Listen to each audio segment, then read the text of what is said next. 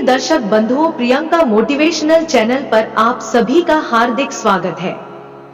आज हम कार्तिक मास की एक अद्भुत और प्रेरणादायक कथा लेकर आए हैं। कार्तिक मास, जिसे धर्म, भक्ति और पुण्य का महीना माना जाता है, में की गई भक्ति और तप का विशेष फल मिलता है। इस कथा को सुनकर आपके मन में भक्ति की गंगा बहने लगेगी और जीवन में सुख शांति का संचार होगा। तो आइए इस अद्भुत कथा की शुरुआत करें और जानें कि कार्तिक मास का ये पवित्र महीना हमारे जीवन को कैसे प्रेरित और समृद्ध कर सकता है। पूरी कहानी को ध्यान से सुनें और अगर आपको यह कथा पसंद आए तो चैनल को लाइक, शेयर और सब्सक्राइब जरूर करें। 21 अक्टूबर 2021 से कार्तिक का महीना प्रारंभ हो चुका है। इस माह को बहुत ही पवित्र माना गया है। इस माह में ही भगवान विष्णु अपनी योग निद्रा से जाग जाते हैं और तब सभी तरह के मांगलिक कार्य प्रारंभ हो जाते हैं। इसी कार्तिक मास में दीपावली का महापर्व आता है। पुराणों में कार्तिक मास की महिमा का वर्णन मिलता है। इस माह में दीपदान, स्नान, विष्णु पूजा और तुलसी पूजा के साथ ही पौराणिक कथा सुनने का बहुत ही खास बहुत होता है। आओ पढ़ते हैं कार्तिक मास की कथा। कार्तिक मास की कथा। कार्तिक मास की कथा। एक नगर में एक ब्राह्मण दंपत्ति रहते थे। वे दोनों प्रतिदिन 7 कोस दूर गंगा और यमुना नदी में स्नान करने जाते थे। इतनी दूर आने जाने से ब्राह्मण की पत्नी थक जाती थी। एक दिन उसने अपने पति से कहा कि हमारा एक पुत्र होता तो कितना अच्छा रहता। पुत्र के बहू आती तो हमें घर वापस जाने पर खाना बना हुआ मिलता और बहू घर का काम भी कर देती। अपनी पत्नी की बात सुनकर ब्राह्मण ने कहा कि तूने बात तो सही कही है, चल मैं तेरे लिए बहू ला ही देता हूँ। ब्राह्मण ने कहा कि एक पोटली में आटा डालकर कुछ मोहरे रख दे। ब्राह्मण के कहे अनुसार उसने पोटली बांधकर दे दी। पोटली लेकर ब्राह्मण चला गया। ब्राह्मण सफर के दौरान यमुना के किनारे बहुत ही सुंदर लड़कियां दिखाई दी। वे रेत में घर बनाकर खेल रही थी। उनमें से एक लड़की ने कहा कि मैं अपना घर नहीं बिगाड़ूंगी, मुझे तो रहने के लिए ये घर चाहिए। लड़की की बात सुनकर ब्राह्मण मन ही मन सोचने लगा कि बहू बनाने के लिए यही लड़की उचित है। जब वह लड़की जाने लगी तो ब्राह्मण भी उसके पीछे पीछे उसके घर तक चला गया। वहां जाकर ब्राह्मण ने उस लड़की से कहा, बेटी, कार्तिक मास चल रहा है इसलिए मैं किसी के घर खाना नहीं खाता। मैं अपने साथ आटा लेकर आया हूं। तुम अपनी माता से पूछो कि क्या वह मेरे लिए आटा छानकर 4 रोटी बना देगी। यदि वह मेरा आटा छानकर रोटी बनाएगी तो ही मैं रोटी खा लूंगा। लड़की ने जाकर अपनी माँ को ये सारी बात बताई। माँ ने कहा, उचित है, जाकर ब्राह्मण देव से कह दो कि वह अपना आटा दे दे, मैं रोटी बना दूंगी। जब वह आटा छानने लगी तो आटे में से मोहरे निकली। वह सोचने लगी कि जिसके आटे में इतनी मोहरे हैं, उसके घर में कितनी मोहरे होंगी। जब ब्राह्मण खाना खाने बैठा तो लड़की की मां ने उस ब्राह्मण से पूछा, क्या आपका कोई लड़का है और क्या आप उस लड़के की सगाई करने जा रहे हो। यह सुनकर ब्राह्मण ने कहा कि मेरा लड़का तो काशी में पढ़ने गया हुआ है, लेकिन यदि तुम कहो तो खांड कटोरे से विवाह करके तेरी बेटी को अपने साथ ले जाऊं। लड़की की मां ने कहा, ठीक है ब्राह्मण देव। इस पर लड़की की मां ने लड़की की खांडकटोरे से शादी करके ब्राह्मण के साथ भेज दिया। ब्राह्मण ने घर आकर कहा, रामू की मां, दरवाजा खोलकर देख, मैं तेरे लिए बहू लेकर आया हूं। ब्राह्मण की पत्नी भीतर से ही बोली, हमारे तो कोई बेटा बेटी नहीं है, तो बहू कहां से आए। दुनिया ताने मारती थी, अब आप भी मारने लगे। ब्राह्मण ने कहा, तू दरवाजा खोलकर तो देख। जब ब्राह्मणी ने दरवाजा खोला तो सामने बहू को खड़ी देखा।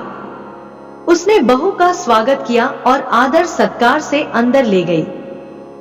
अब जब ब्राह्मण अपनी पत्नी के साथ नदी स्नान करने जाता तो पीछे से बहू घर का सारा काम करके और खाना बनाकर रखती थी। वह उनके कपड़े धोती और रात को हाथ पैर भी दबाती थी। इस तरह बहुत दिन बीत गए।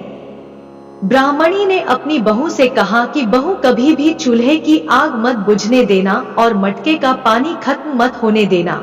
परंतु एक दिन चूल्हे की आग बुझ गई। यह देखकर बहू घबरा गई और भागी भागी अपनी पड़ोसन के पास गई और कहा कि मेरे चूल्हे की आग बुझ गई है, मुझे थोड़ी आग चाहिए। मेरे सास ससुर सुबह 5 बजे से गए हुए हैं। वह थके हुए घर आएंगे, इसलिए मुझे उनके लिए खाना बनाना है।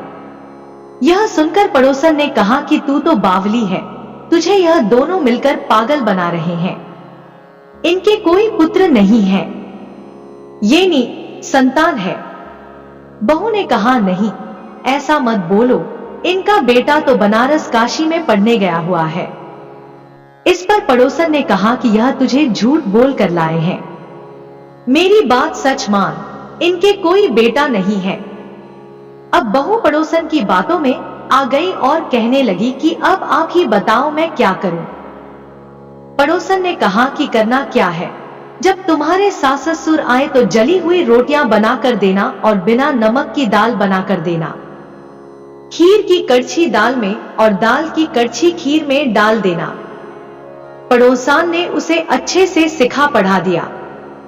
फिर जब उसके साथ सास ससुर घर आए तो उसने न तो उनका आदर सत्कार किया, ना ही उनके कपड़े धोए। जब उसने सास ससुर को खाना दिया तो सास बोली, बहू आज यह रोटियां जली हुई क्यों है और दाल भी अलुनी है। तब बहू ने पलटकर कहा कि एक दिन ऐसा खाना खा लोगे तो कुछ बिगड़ नहीं जाएगा तुम्हारा। सास ससुर को खरी खोटी सुनाकर वह फिर से पड़ोसन के पास गई और बोला कि अब आगे क्या करना है। पड़ोसन ने कहा कि अब तुम सातों कोठों की चाबी मांग लेना। अगले दिन जब भी स्नान करने के लिए जाने लगे तो बहू अड़ गई कि मुझे तो सातों कोठों की चाबी चाहिए। तब ससुर ने कहा कि इसे चाबी दे दो। तब सास ने बहू को चाबी दे दी। सास ससुर के जाने के बाद जब बहू ने दरवाजे खोले तो देखा कि किसी में अन्न भरा है, किसी में धन भरा है और किसी कोठे में बर्तन पड़े हैं। जब उसने सबसे ऊपर का 7वां कोठा खोला तो देखा कि शिवजी, पार्वती माता, गणेश जी, लक्ष्मी माता जी, पीपल पटवारी, कार्तिक के ठाकुर, राई दामोदर, तुलसी जी का बिड़वा, गंगा यमुना और 33 कोटि देवी देवता विराजमान है। वहीं पर एक लड़का चंदन की चौकी पर बैठा माला जप रहा है। यह सब देखकर उसने लड़के से पूछा कि तुम कौन हो। तब लड़का बोला कि मैं तेरा पति हूँ, अभी दरवाजा बंद कर दे। जब मेरे माता पिता आएंगे तब दरवाजा खोलना। यह सब देखकर बहू बहुत खुश हुई और 16 श्रृंगार कर सुंदर वस्त्र पहनकर अपने सास ससुर का इंतजार करने लगी। उसने अपने सास ससुर के लिए अच्छे अच्छे पकवान बनाए। जब उसके सास ससुर घर पर आए तो उसने उनका आदर सत्कार किया और प्रेम पूर्वक खाना खिलाया और हाथ पैर दबाने लगी। पैर दबाते दबाते बहू ने कहा कि माँ, आप इतनी दूर गंगा यमुना स्नान करने के लिए जाती हो तो आप थक जाती हो, इसलिए आप घर पर ही स्नान क्यों नहीं करती हो। यह सुनकर सास कहने लगी कि बेटी, गंगा यमुना घर पर तो नहीं बहती है। तब उसने कहा, हाँ माँ जी बहती है, चलो मैं आपको दिखाती हूँ। जब बहू ने 7वां कोठा खोलकर दिखाया तो उसमें शिवजी, पार्वती जी, गणेश जी, लक्ष्मी जी, पीपल पटवारी, कार्तिक के ठाकुर, राई दामोदर, तुलसी जी का बिड़वा, गंगा यमुना बह रही है और 33 कोटि देवी देवता विराजमान है। वहीं चौकी पर बैठा एक लड़का माला जप रहा है। माँ ने उसे देखकर कहा कि बेटा तू कौन है। लड़का बोला, माँ मैं तेरा बेटा हूँ। तब ब्राह्मणी ने पूछा कि तू कहाँ से आया है। लड़के ने जवाब दिया कि मुझे कार्तिक ने भेजा है। माँ ने कहा, बेटा यह संसार कैसे मानेगा कि तू मेरा बेटा है। माँ ने कुछ विद्वान पंडितों से मदद मांगी। पंडितों ने कहा, इस पार बहू बेटा खड़े हो जाएं और उस पार माँ खड़ी हो जाए। माँ ने चमड़े की अंगिया पहनी हो और छाती में से दूध की धार निकलकर बेटे की दाढ़ी मूंछ भीगे और पवन पानी से गठजोड़ा बंधे तब मानेंगे कि यह इस माँ का ही बेटा है। उसने ऐसा ही किया। चमड़े की अंगिया फट गई और छाती में से दूध की धार निकलकर बेटे की दाढ़ी मूंछ भीग गई। पवन पानी से बहू बेटे का गठजोड़ बंध गया। यह सब देखकर ब्राह्मण और उसकी पत्नी की खुशी का ठिकाना ना रहा। माँ ने उसे देखकर कहा कि बेटा तू कौन है? लड़का बोला, माँ मैं तेरा बेटा हूँ। तब ब्राह्मणी ने पूछा कि तू कहाँ से आया है? लड़के ने जवाब दिया कि मुझे कार्तिक दे ने भेजा है। माँ ने कहा, बेटा यह संसार कैसे मानेगा कि तू मेरा बेटा है? माँ ने कुछ विद्वान पंडितों से मदद मांगी। पंडितों ने कहा, इस पार बहू बेटा खड़े हो जाएं और उस पार माँ खड़ी हो जाए। माँ ने चमड़े की अंगिया पहनी हो और छाती में से दूध की धार निकलकर बेटे की दाढ़ी मूंछ भीगे और पवन पानी से गठजोड़ा बंधे तब मानेंगे कि यह इस माँ का ही बेटा है। उसने ऐसा ही किया। चमड़े की अंगिया फट गई और छाती में से दूध की धार निकलकर बेटे की दाढ़ी मूंछ भीग गई। पवन पानी से बहू बेटे का गठजोड़ बंध गया। यह सब देखकर ब्राह्मण और उसकी पत्नी की खुशी का ठिकाना ना रहा। तो यह थी कार्तिक मास की कथा। हे कार्तिक के ठाकुर, जैसे ब्राह्मण और ब्राह्मणी को बहू बेटा दिया वैसे सबको देना। कार्तिक मास की कथा कहने, सुनने और हुंकारा भरने वाले सब पर कृपा करना। कार्तिक मास का शास्त्रों में विशेष महत्व बताया गया है। इस महीने में जो व्यक्ति भगवान विष्णु और माता लक्ष्मी की उपासना करता है उसकी सारी इच्छाएं पूर्ण होती हैं। साथ ही कार्तिक मास में कार्तिक महात्म्य व्रत कथा का पाठ जरूर करना चाहिए।